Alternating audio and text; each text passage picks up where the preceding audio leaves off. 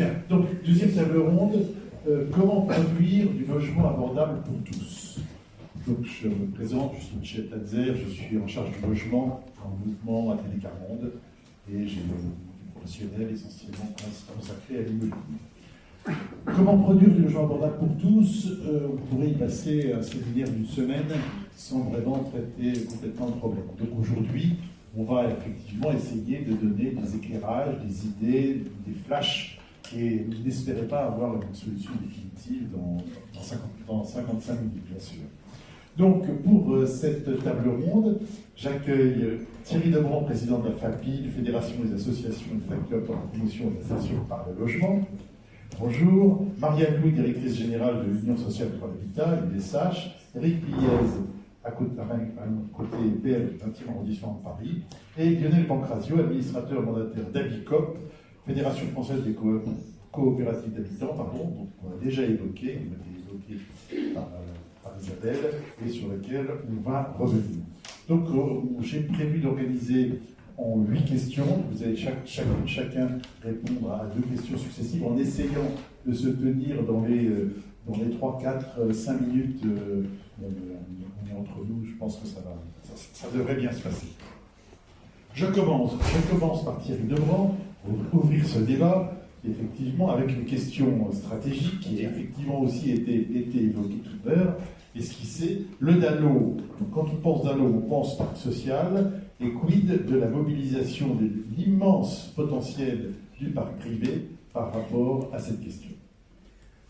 Bonjour à tous. Je ferai une petite remarque, vous êtes à notre droite. Oui, c'est vrai. Ceci est un peu louche.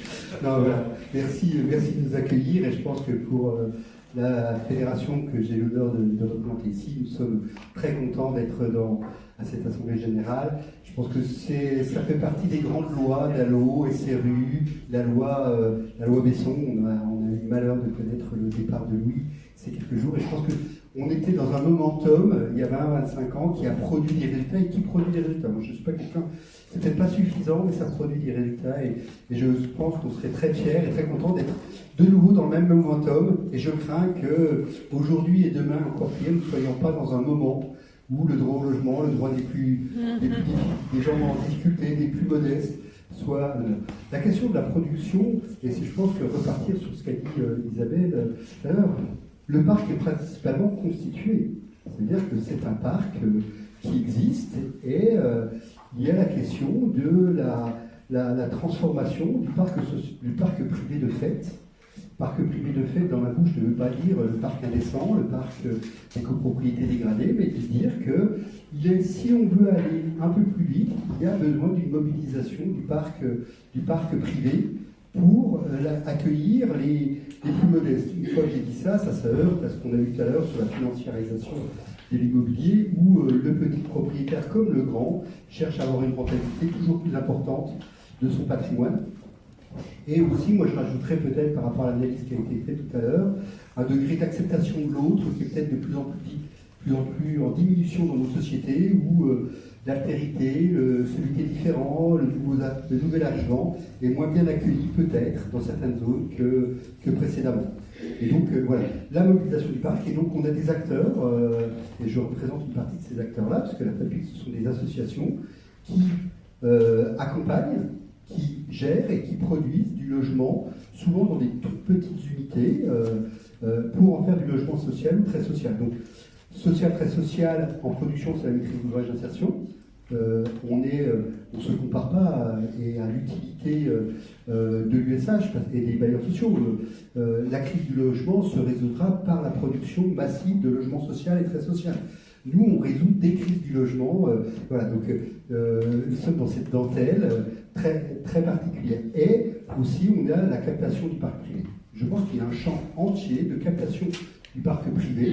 Et donc, et là aussi, ce qui me gêne, c'est-à-dire qu'il va falloir qu'on puisse expliquer aux gens qu'on peut louer des biens à un prix contrôlé, tout en leur donnant peut-être quelques avantages fiscaux, mais je ne suis pas un peu comme tout à l'heure, je pense que les avantages fiscaux et en chérie de la valeur, il faut augmenter, mais par la sécurisation par dire que déjà c'est un projet social, un projet collectif, que vous aurez une certaine rentabilité, parce que voilà, c'est la réalité du monde, mais que par la sécurisation et par l'accompagnement, on peut produire ce parc privé qui a un avantage, c'est qu'il répond à un autre objectif de ces grandes lois que je rappelais tout à l'heure, qui est la mixité sociale.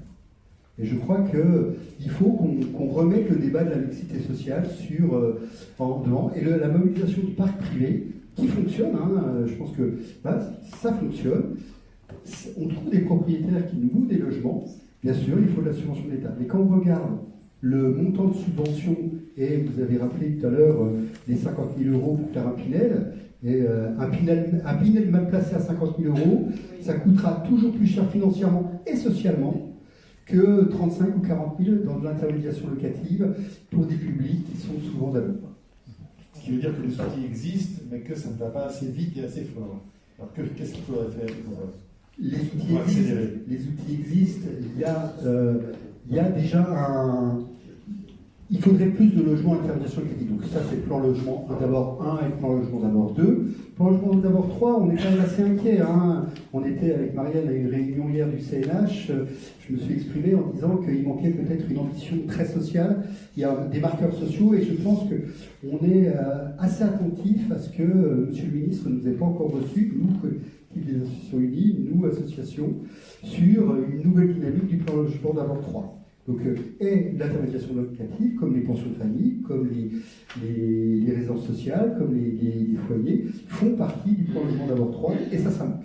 Donc, il y a une ambition politique. Et là, c'est quand je parlais d'imaginaire, en ce moment on parle beaucoup d'imaginaire, l'imaginaire sur le très modeste est à reconstruire. Donc, les outils existent, c'est plutôt une sorte de massification, d'ambition politique, voilà. Et autre chose, et là, c'est les difficultés qu'ont nos collègues bailleurs sociaux, c'est la rotation. Si on veut avoir un parc d'intermédiation locative qui fonctionne, il faut une certaine rotation.